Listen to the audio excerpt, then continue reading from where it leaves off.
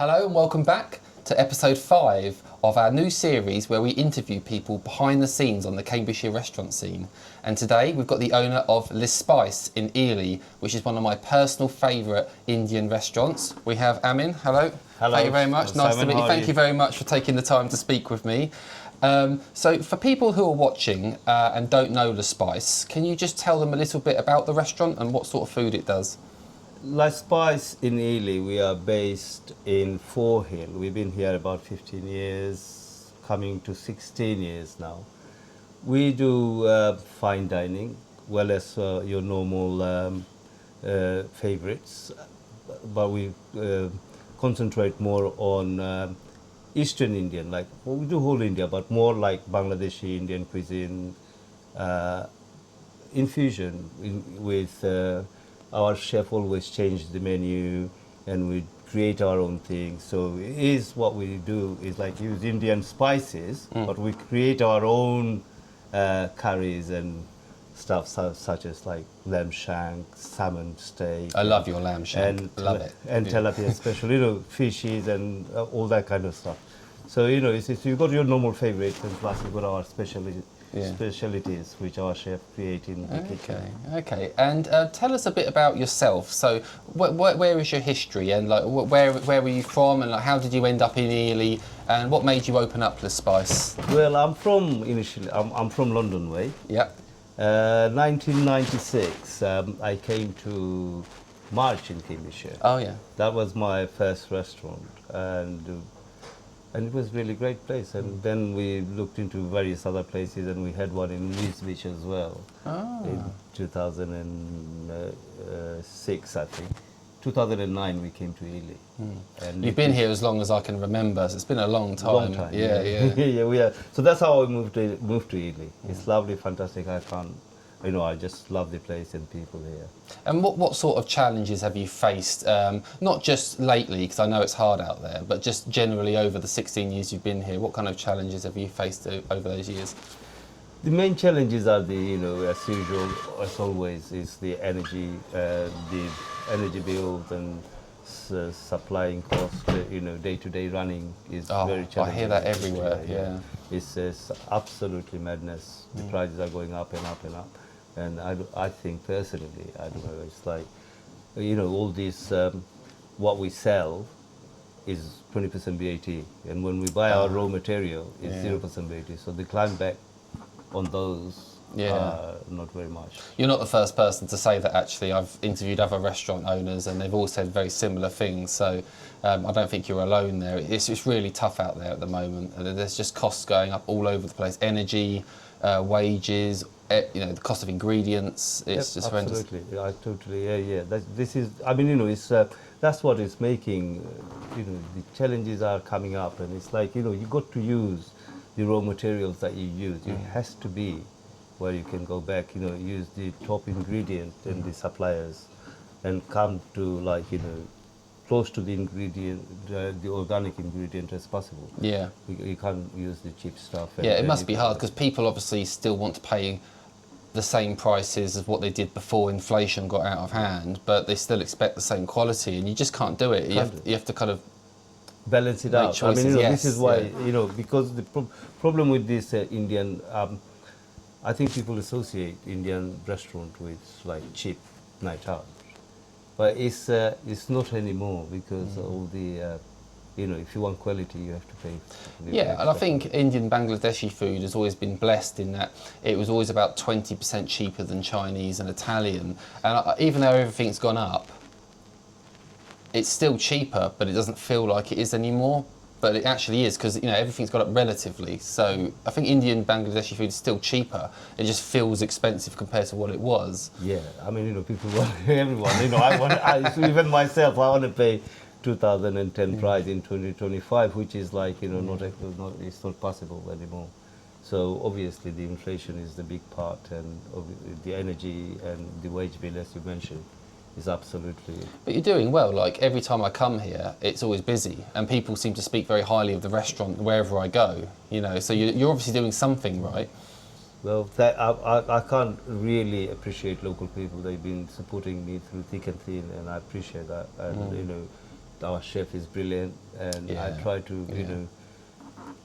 know, give people a best possible service I can. You know. You do Make have a people- loyal fan base, actually. I've got several people that live in my village, actually, that only go to Le Spice. They're like, no, Le Spice, that's it. And if it's not Le Spice, they won't go. That's that loyal.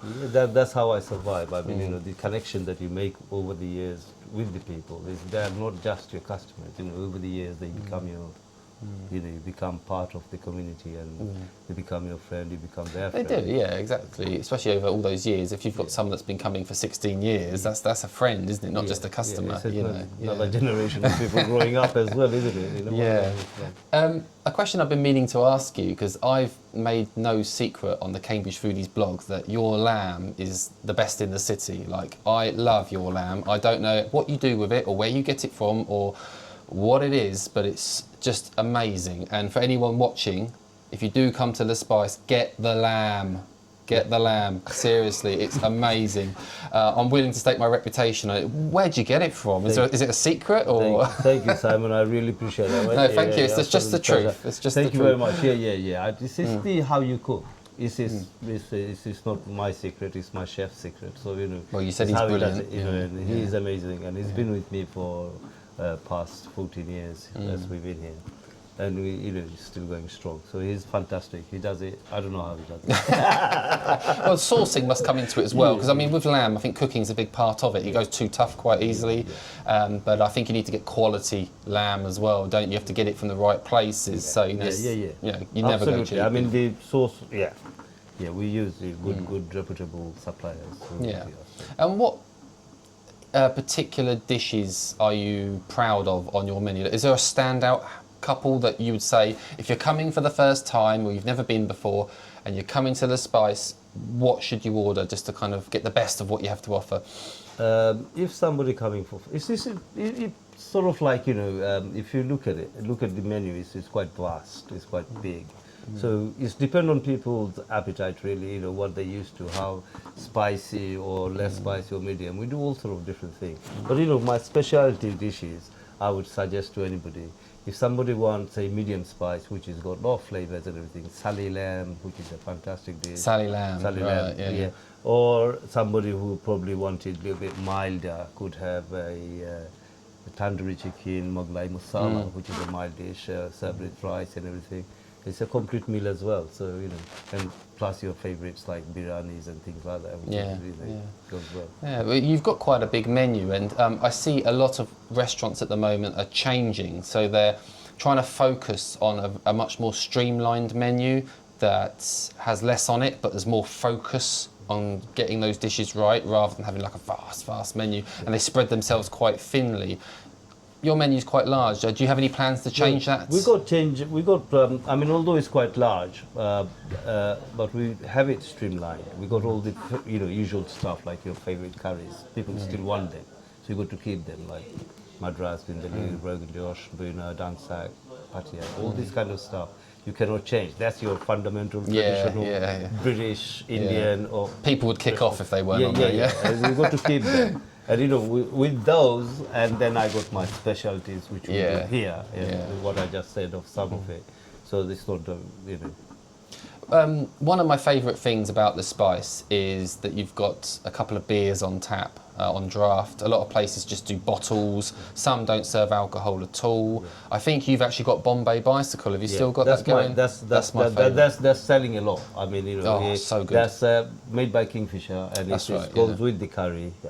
It's made for the curry industry. Yeah. Like years ago, the Cobra was the thing. Isn't Yeah, it, you know? yeah. And it's like, if you want curry and if you want that beer, it's an IPA. It's Indian Pale Ale. So that is absolutely It's got that good balance of kind of, without sounding like I'm doing an advert for Bombay Bicycle, but it has got that flavour of the IPA, but it's quite smooth, so it kind of goes quite nicely with a curry. It's quite light but flavourful, so it's a good balance, that drink. So I'm glad you have that there, and that's one of the reasons I keep coming back. Oh, thank you.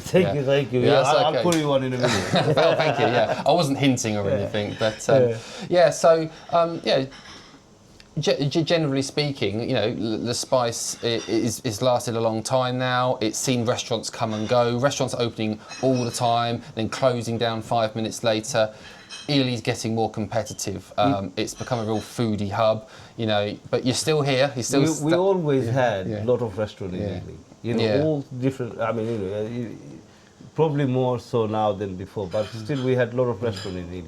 More restaurant, cafes. Yeah, it's always been a good place. It's always good to see different things. I think we need a Chinese here. It would have been nice. We really do need a Chinese here, don't we? We've just had another like Indian restaurant open across the road, traditional, and I couldn't help but think to myself, actually, like that could have so easily been a Chinese, and we desperately need one. We haven't got one for miles. I think we need different things. You know, when you can have so many of us say, you know, dilution of business. I don't mind having a competition, healthy competition, always, you know, get best out of you.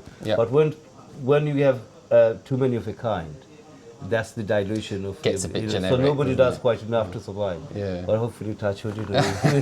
Oh well, you've lasted 16 years. I think you'll do fine. But speaking about kind of like how long you've been open, do you have any plans for the future? Any exciting plans? Yeah, we've got some sort of like, you know, we are doing a lunch menu coming up, and I got few